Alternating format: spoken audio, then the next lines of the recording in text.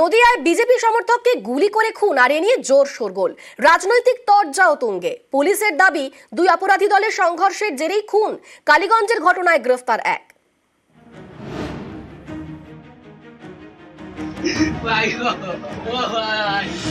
শনিবার শেষ দফার ভোট। বাংলায় ভোট পর্ব মিটতেই চলল গুলি।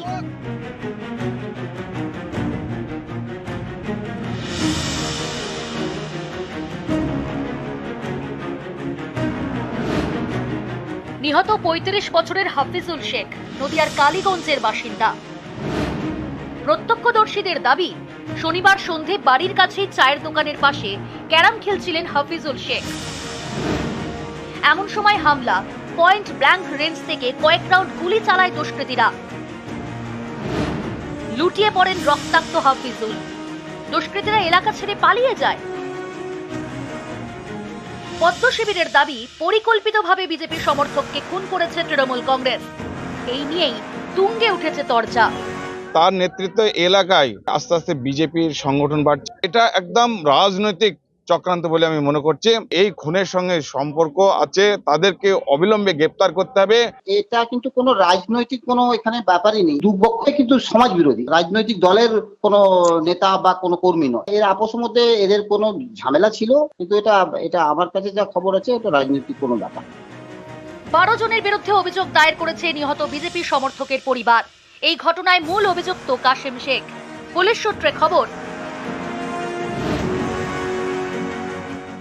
কাশেমের দলবল দিয়ে এসে কাশেম সরাসরি হাফিজুলকে গুলি করে দেয়। ওইখানে ডেট জমি নিয়ে ও গন্ডগোল হওয়াতে হাফিজুলের রাগ। হাফিজুলকে মারার লিগে বহুবার চেষ্টা করেছে। হ্যাঁ, জেল খেটেছিল। মানে ওই কাশেম আমাদের ওইখানে একটা লোকের এক ব্যক্তি 11 লক্ষ টাকা ছিনতাই করে।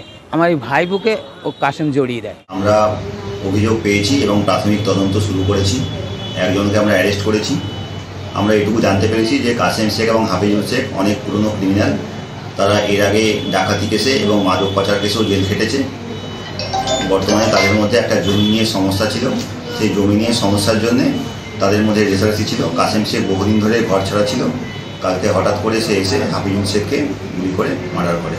আমরা কাশেম শেখকে ধরার ব্যাপারে চেষ্টা করছি।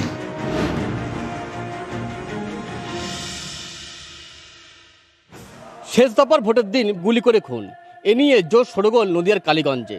পুলিশের দাবি, পুরনো শত্রুতার জেরেই এই খুন। নদিয়া থেকে সমীর রুদ্র, নিউজ 18 বাংলা।